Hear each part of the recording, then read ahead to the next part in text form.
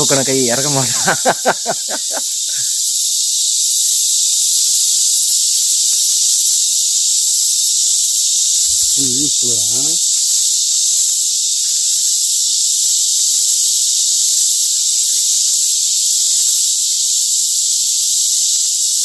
தென்னாடுடைய சிவனே போற்றி, எந்நாட்டவர்க்கும் இறைவா போற்றி. ஓம் நம சிவாய. சிவாய நம ஓம். பாருங்க, ஓம் நம சிவாய. இமய பர்வதம் சொல்லக்கூடிய தென் கைலாயத்தின் ஒரு பகுதியான தமிழ்நாட்டில் பர்வதமலை என்று அழைக்கப்படுகின்ற பர்வதமலைக்கு தான் ஏறினார். காலையில் 5 மணிக்கு ஸ்டார்ட் பண்ணுறோங்க. 5 மணிக்கு முன்னாடி வந்தீங்கன்னாக்கா விட மாட்டாங்க. அதே மாதிரி மாலையில் பார்த்தீங்கன்னா 3 மணிக்கு மேலே மலைக்கு மேலே ஏறுறதுக்கு விட மாட்டாங்க. எப்போ புறப்பட்டாலும் இங்கே காலையில் விடிய காலையில் 5 மணிக்கு வர மாதிரி புறப்படுங்க. ஏன்னா இதுக்கு முன்னாடி இருந்த விதிமுறைகள்லாம் இப்போ ரொம்ப மாறி போயிருக்கு. அப்புறம் இந்த பிளாஸ்டிக் கவரு, பிளாஸ்டிக் பொருட்கள் இந்த மாதிரி ஏதாவது இருந்தால் எடுத்துகிட்டு வராதிங்க. எடுத்துகிட்டு வந்தாலும் ஒன்றும் பிரச்சனை இல்லை. 10 ரூபா கொடுத்து டோக்கன் போட்டுக்குங்க. தயவுசெய்து இங்கே வனப்பகுதியில் எதையும் தூக்கி போட்டுறாதீங்க. இந்த மலையோட சிறப்பு அம்சம் பார்த்தீங்கன்னா கிட்டத்தட்ட ஒரு 4500 அடி உயரம் கொண்ட மலை. இது பர்வதம் என்ற பெயர் பெற்றது காரணம் பார்வதியின் மறு உருவம்னு கூட சொல்கிறாங்க இந்த மலையை. அதே போல் ஆஞ்சநேயர் சஞ்சீவி மலையை தூக்கிட்டு போகும்போது அதிலிருந்து ஒரு சிறு துகள்னு சொல்கிறாங்க இந்த மலை. சிறு துகளுக்கே இந்த நிலமைனா 4500 அடி உயரம்னா அப்போ அந்த மலை எவ்வளோ பெரிய ஹைட்டாக இருந்திருக்குன்னு பார்த்துக்குங்க. எவ்வளோ பெரிய மலையை நம்ம தலைவர் தூக்கி போயிருன்னு பார்த்துக்குங்க. ஆமாம், அவ்வளோ பெரிய மலையை சிங்கிள் மேன் ஆர்மியாக சேர்த்து எடுத்துகிட்டு போயிருக்காருன்னா மனுஷன் கெத்துதாங்க. இங்கே பாருங்க, சுற்றி பாருங்க, அந்த பறவைகளுடைய சத்தத்தை கேட்டாலே மனசுக்குள்ள அவ்வளோ ஒரு சந்தோஷமா இருக்குது. அதுவும் காலையிலே ஒரு 100க்கு 1000% தூய்மையான காற்று எங்கே இருக்குன்னு பார்த்தா அது இங்கே தான் இருக்குன்னு ஃபீல் பண்ண வைக்குது. அந்த அளவுக்கு நல்ல ஆக்சிஜன் கிடைக்குதுங்க. எவ்வளோ நடந்தாலும் டயர்டு கொஞ்சம் தெரியல. இதுக்கு மேலே தான் தெரியுமா எனக்கு அதுவும் தெரியல. இங்கே வரணும்னு நினைக்கிறவங்க, அதே போல் 60 வயசுக்கு மேலே இருக்கவங்க தயவு செய்து வராதிங்க. அதே மாதிரி இந்த இதயம் சம்மந்தப்பட்ட பிரச்சனை இருக்கவங்க அவங்கள கொஞ்சம் தவிர்ப்பது நல்லது.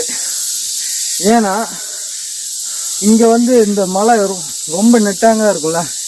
இப்போ நாங்கள் படியில் தான் ஏறிட்டு இருக்கோம். இதுக்கே இந்த நிலமை கிட்டத்தட்ட 1000 படிகளை கடந்து தாண்டி போயிட்டுருக்கோம். இதுக்கு இந்த நிலமை.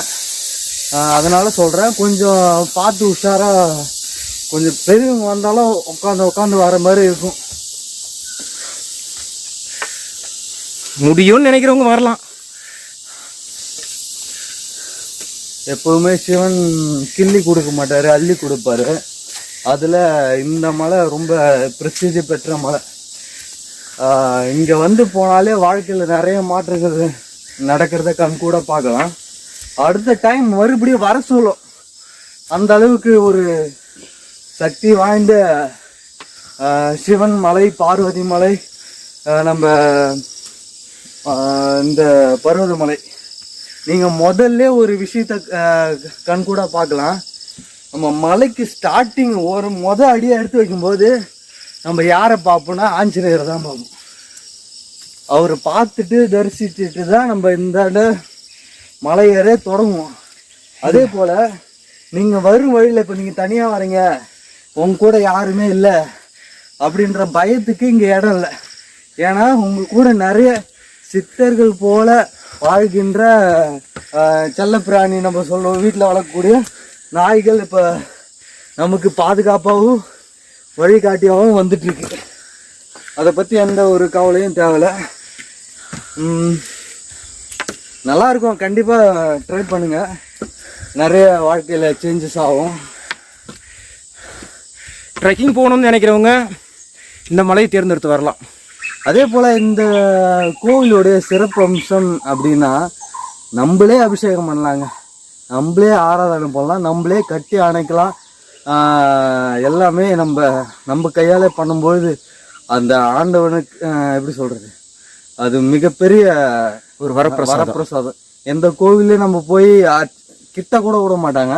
நம்ம போய் பக்கத்துல நின்று எவ்வளோ நேரம் கூட பார்க்கலாம், தியானம் பண்ணலாம், மனசை ஒருநிலைப்படுத்தி ஆண்டவனை நம்ம நிம்மதியாக வேண்டிட்டு சாமி கும்பிட்டு கீழே இறங்கலாம். அதனுடைய மிகப்பெரிய ப்ளஸ் பாயிண்ட் இங்கே.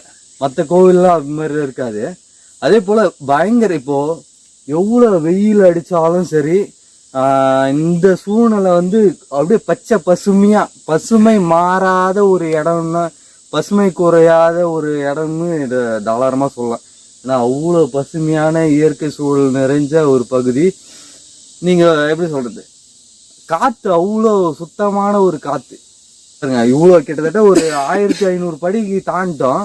இப்போ எனர்ஜி ஆயிடுச்சு, ஒரு உடம்பு அப்படியே பிரிஸ்க் ஆகிப்போச்சு கொஞ்ச நேரத்துல. இதெல்லாம் பேச பேச பிரிஸ்க் ஆகுதுன்னு நினைக்கிறேன். இன்னும் பார்ப்போம், இன்னும் பாதி மலை கூட இன்னும் தொடரலை. நாங்கள் இன்னும் ஏறிட்டு இருக்கோம். வாங்க பயணிக்கலாம்.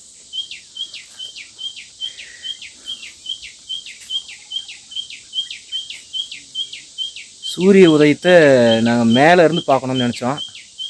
ஆனால் பாதி வழியிலே கிடச்சிருச்சு சூரிய உதயம்.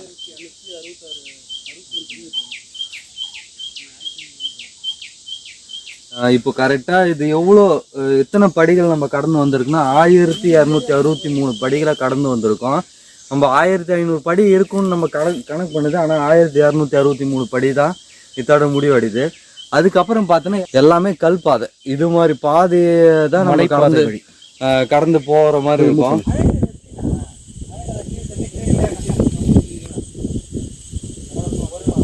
பாருங்க, இப்பவே மச்சான் தவழ்ந்து ஏற ஆரம்பிச்சிட்டான். ஒருத்தன் உக்காந்திங்கன்னு தியானம் பண்ண ஆரம்பிச்சிட்டான். இங்க இருந்து வியூவை பாத்தீங்கன்னா ஓம் நம சிவாய எப்படி இருக்குதுன்னு பாருங்க. எப்படி இருக்கு பாருங்க. ஓம் நம சிவாய, ஓம் நம சிவாய, ஓம் நம சிவாய.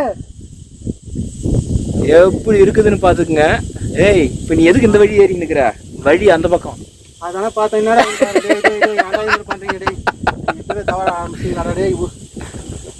சாமிய வா, இந்தா உனக்கு தான் தேவை குச்சி. வா, எனக்கு குச்சி இருந்தாலும் ஒண்ணு அவனுக்கு கம்மி போல போய்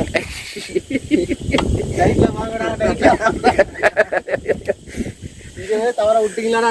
நீ போய் தொடாத நான் பாத்தேன். இது இங்க பாக்க இது அவுட்டரை பார்க்க வந்தேன்னா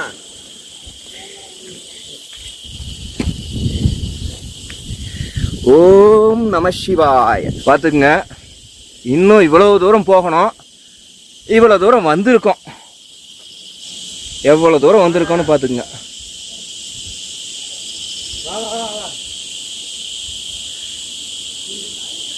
இந்த மலையோட ஸ்பெஷலே இதுதாங்க. கொஞ்சம் தூரம் ஏறினா உடம்பு அப்படியே ஸ்ட்ரக் ஆகுதுன்னு நினச்சோம்னா மறுபடியும் ரீபில்ட் ஆகுது. உண்மையிலே ஒரு சூப்பர் மலைங்க. ஜில்லுன்னு காற்று எவ்வளோ அட்டகாசமாக வருதுங்க. அடப்போங்க.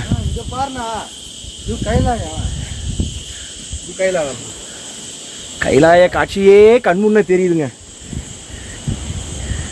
என் மச்சான் இப்படி தவழ்ந்து ஏறினா எப்படிதான் ஏறுவான்னு தெரியல. இங்க கைலாய காட்சியே தெரியுது பாத்துக்குங்க. அடா, இதுதான் தென் கைலாயமோ அப்படின்னு வியக்கிற அளவுக்கு இவ்வளோ பெரிய மலை.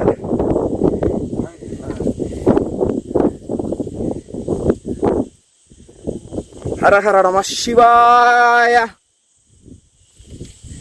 ஓம் சிவாய நம. ஓம் ஓம் சிவாய நம. ஓம் ஓம் சிவாய நம. ஓம்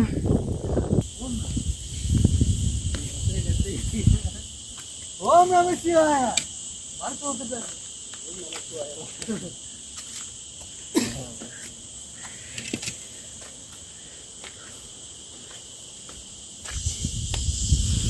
மச்சான்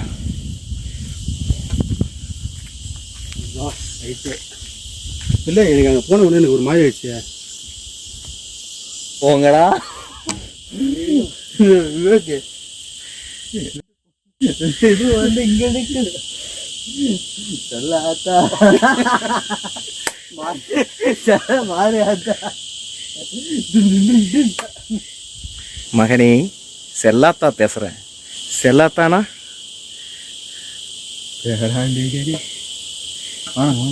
நாராயண நாராயண.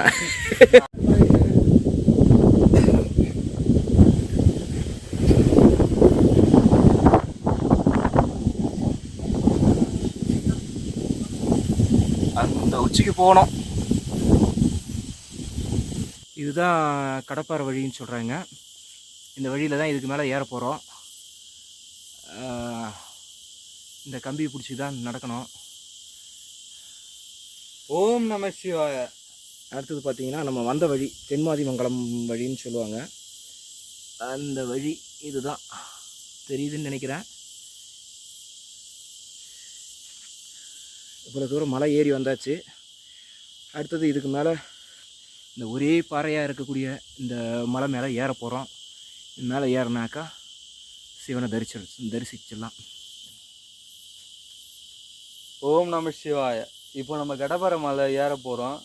இவ்வளோ இப்போ இந்த கிட்டத்தட்ட முக்கால்வாசி தூரம் நம்ம வந்து அடைஞ்சிட்டோம். இவ்வளோ தூரம் வந்ததுக்கு சிவன் தான் காரணம். ஏன்னா ஒவ்வொரு இடங்களும் திக் பயணமாக தான் இருந்தது. இப்போ அந்த திக் பயணத்துக்கு இன்னும் ஒரு அடுத்த ஸ்டெப்பு போக நம்ம இப்போ கடப்பாறை மலை ஒரே நெட்டாங்க இருக்கக்கூடிய மலையை நம்ம ஏற போகிறோம். அங்கே பாருங்கள், ஒரே பாறை இது. வாங்க பயணிக்கலாம்.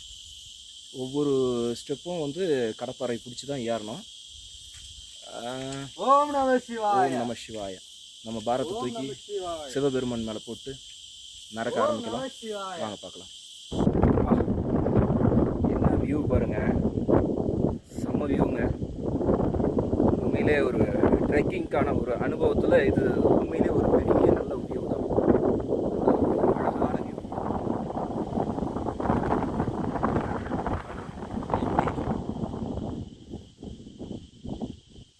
செம்ம வியூ இல்லை நடப்பாங்க.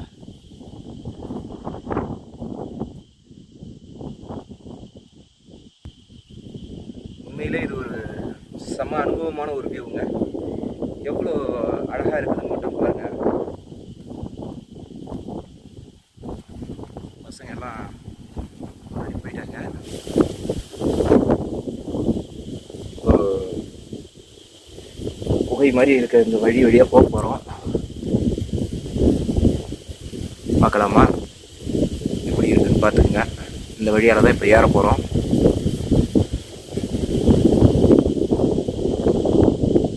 போகலாமா? போகலாம்.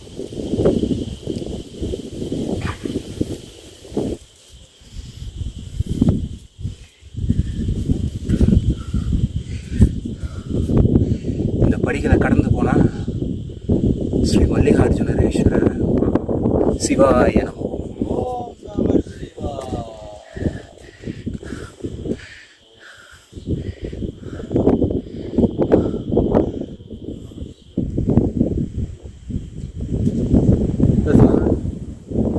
சிவா திருச்சிற்றம்பலம் தில்லை அம்பலம். என்னப்பன் அல்லவா என் தாயும் நல்லவா, பொன்னப்பன் அல்லவா பொன்னம்பலத்தவா. ஓம் நம சிவாய. சிவாய நம சிவாய. இன்று நம்ம பர்வதமலை கோவில்ல மல்லிகார்ஜுனேஸ்வரரை பார்த்துட்டு இப்போ தரிசனம் முடிச்சுட்டு உங்களை பார்க்குறோம். அப்படியே மலையை சுற்றி காட்டுறேன், கோயிலையும் காட்டுறேன்.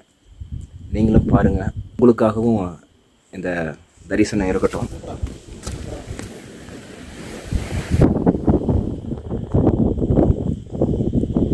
மல்லிகார்ஜுனேஸ்வரர் திருக்கோயில். ஃபுல் வியூஸ் அப்படி காட்டு, ஃபுல்லாக காட்டு. அப்படியே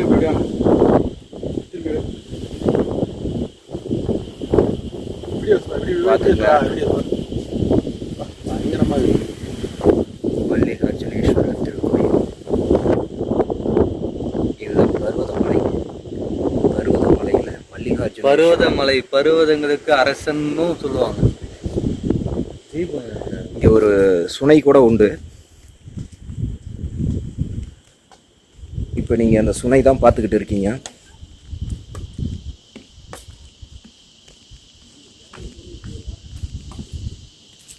சுனை தான் பார்த்துக்கிட்டு இருக்கீங்க.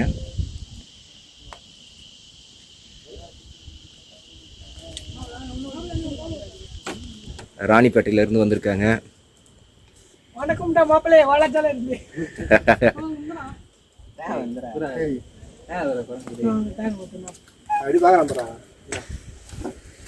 நம்ம தலைவர் தேங்காய் வாங்கி சாப்பிட்றாரு. பின்னாடி ஒருத்தர் சாப்பிட்டு மச்சை குத்துரு மாப்பிள்ளை. பின்னாடி ஒருத்தர் சாப்பிட்டு எடுத்து வராரு. கேமரா கொடுங்க வராரு பேர் அவரு. அஜய், சந்திரு, குணா. ஹர ஹர மகாதேவம். இதுக்கு மேலே கருவறையை காட்ட விரும்பலை, அதனால் மன்னிச்சிடுங்க. ரொம்ப நன்றி, வணக்கம், மீண்டும் பார்க்கலாம்.